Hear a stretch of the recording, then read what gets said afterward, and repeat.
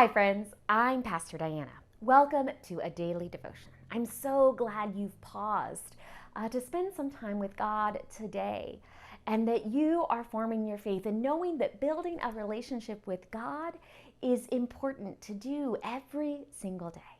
This week, we are continuing our theme of Amazing Grace by exploring the beloved song, Amazing Grace.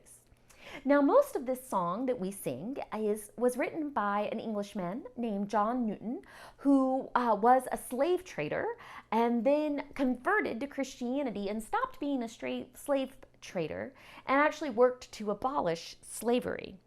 And he spent his life after he was ordained, the second half of his life, preaching and teaching and writing lots of hymns. And many of them are beloved, and Amazing Grace is probably the most loved. I saw a writer said online as I was researching this, someone wrote that if America had a favorite hymn, this would probably be it. Might be the case for you. So we've been exploring what each of these verses mean about the grace that we receive to God. And today we are on verse 5 that goes this way. The final verse is this. When we've been there 10,000 years, bright shining as the sun, we've no less days to sing God's praise than when we first begun.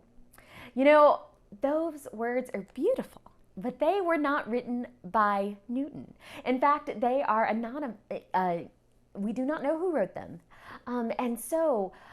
But they have continued to mean so much as the beautiful encapsulation, the ending to the song that talks about God's grace for us that we have experienced in our lives, God's grace that has brought us through the dangers and the hardships, God's grace that helps us go through life and endure life, God's grace that helps us to reflect on our life and acknowledge our sin, but know that we are unconditionally loved, and so we can offer that love to others.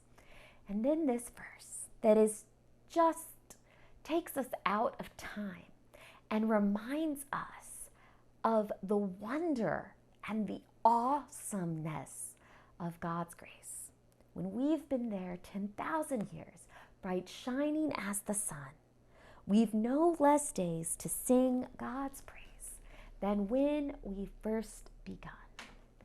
And you know, that is sometimes a little hard to remember the awesomeness of God and that God's grace is for all time.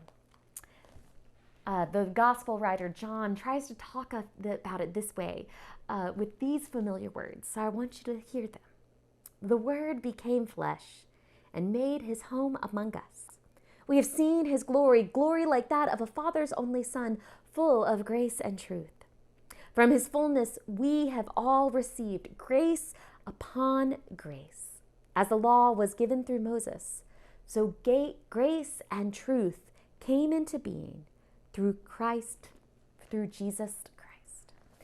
You know, when I think about those beautiful words of that prologue of John's gospel about the Word becoming flesh and us receiving grace upon grace from Jesus Christ, it is the same thing as that last verse that helps us know that we have the honor and the privilege of giving God glory and praise every single day, every moment, because of God's grace.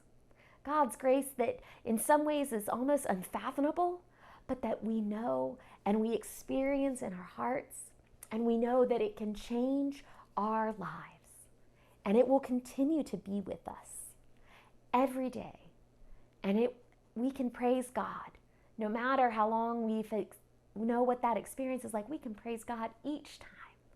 Each time we have a moment of feeling that amazing grace. So I invite you to sing with me the song.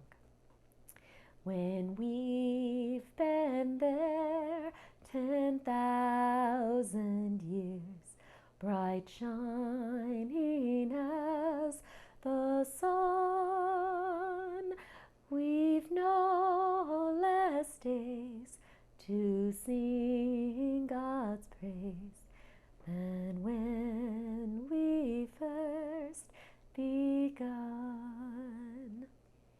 So may you go and sing God's praise of God's amazing grace in your life today and every day. Thanks be to